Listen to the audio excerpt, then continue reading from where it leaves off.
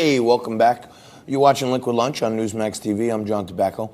I was looking down when we came into that segment because I was checking what was happening at the New York Stock Exchange. And my floor manager, Kyle, who I bought a wonderful birthday cake for last week, was napping during the segment. So he forgot to tell me that we were back on air. That's why I was looking down, because he was napping. But it is Indigenous Peoples Day, and I am making them work on what should be a holiday. So I guess you could take a nap, and I can come into the segment looking down. But it is Columbus Day. It's a Money Monday, and everything that we've been talking about on this show related to the 2020 election is going to come down to, if you ask me, healthcare, pharmaceutical prices, and access to healthcare. And one of the foremost experts on that we have with us today, Dr. Stephen Greer, joins us. He's the author of the new book, The Medical Advocate. Dr. Greer, thanks for joining us today. Thanks. Can you see me? I see you and I hear you. You look wonderful. Okay, great. How are you doing? I'm doing good. Happy Columbus Day. Same to you, my friend. So tell me, this is such a big issue now, access to healthcare. We're having Justin Schreiber on our show. He's the CEO of Convergent Labs, and he's been talking to us about how there's so much, these pharmacy benefit managers are making so much money between the sellers of prescriptions and the retail pricing. Tell us what people are going to learn in your book. And one of the things on Money Monday, we try to focus on issues and how they relate to money. Why are hospitals losing so much money? Yes, that's not very well known. The media gets a lot of advertising from the hospitals, so there's a silencing on the reporting of this. But the most famous hospitals you can think of, from the East Coast to Harvard, UCLA, MedStar, and this is from a Harvard Business Review report in 2017, which coincidentally I had realized on my own. So it was nice to see that it sort of validated what I was discovering, is that all these hospitals are losing money because two things: they're dinosaurs and they're doing things the old way. All they know how to do is get bigger and bigger and bigger. Well, that worked in the old days when Medicare and insurance kept paying you.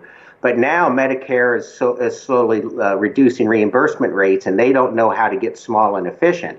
So they're the most powerful political organizations in most cities. Hospitals hire a lot of people because they employ a lot of people, and they don't know. There's middle management bloat that's really bad at hospitals.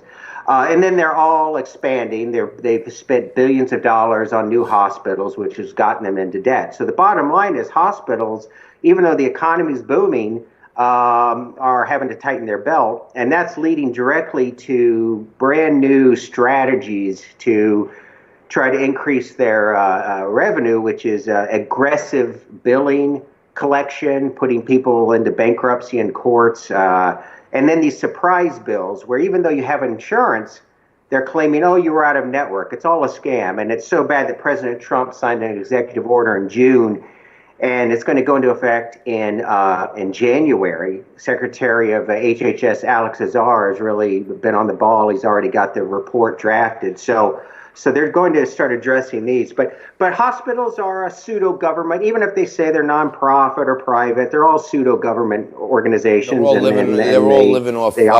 I know my hospital where I live is part of the Northwell group of hospitals. And I know that they have a huge legislative outreach team where they're always reaching out to legislators and lobbyists and stuff to keep good relations for when they need money and they need to expand and new equipment and all this stuff. But other than the harm to your pocketbook, doctor, what are the other ways that American medicine can harm you?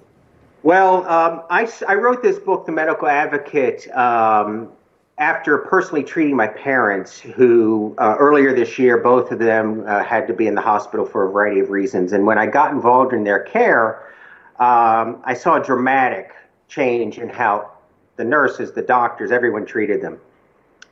And it's this concept of medical advocacy. You don't need to be a medical doctor to be a medical advocate. The best ones are your loved ones and so forth. But I offer a concierge service for this for people. So I think I can add a little bit to it with my medical knowledge and so forth. But so hospitals can harm you by overdoing doing procedures that aren't necessary, which is a very bad common problem. Tests, CAT scans that give you a lot of radiation, they do too often, or spine surgery, which is utterly ineffective, or a lot of these coronary stents, things that make the hospital money that aren't proven to show any benefit. Yeah. Then there's medical error, and the numbers range widely from 10 to 40% of the time you're going to get hurt by a screw up.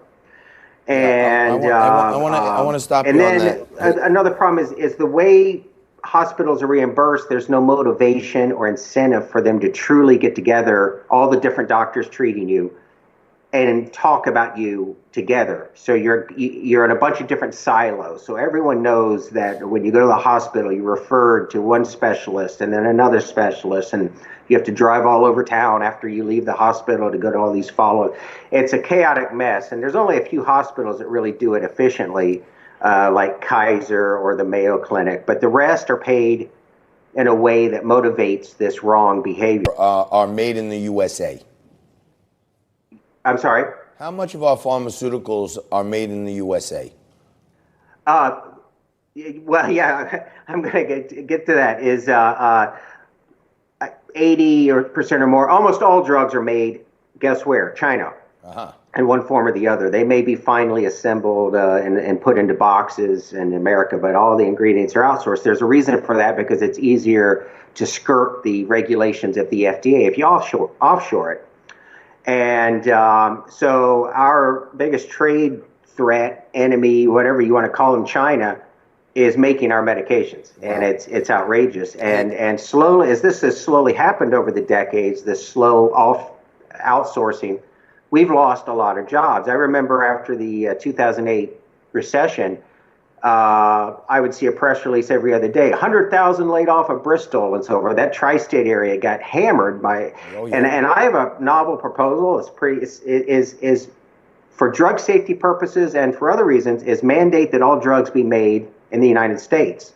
Not only would that be a popular move, but you would generate like 1 million high quality jobs in California and New York. So I think that's a simple move. Just mandate that these drugs be made in the United States, and you would get rid of the unsafe drug aspect of it and increase employment. All right. Well, I want to thank you, Dr. Greer, for joining us today on Liquid Lunch. And Dr. Greer's book, The Medical Advocate, is out there. Go check it out. And the most important thing I heard out of that was when you got loved ones in the hospital, be at their bedside or have someone at their bedside at all times and advocate. Ask questions. Hey, why are you doing that? What is this all about? How much are we going to get charged for that? If you're in surgery and he needs something else, are you going to just do it and tell us later you're charging us? Are there any other things we should know about? And when you put their feet to the fire, as the good doctor said, Dr. Greer said it, and you should know it, stay by their bedside, and your loved ones are your best advocates. I love you, and you are the best audience that I've ever had. You're the only audience I've ever had. And we're going to come back and celebrate Meatball Monday, Columbus Day, and Question Tequila right after this.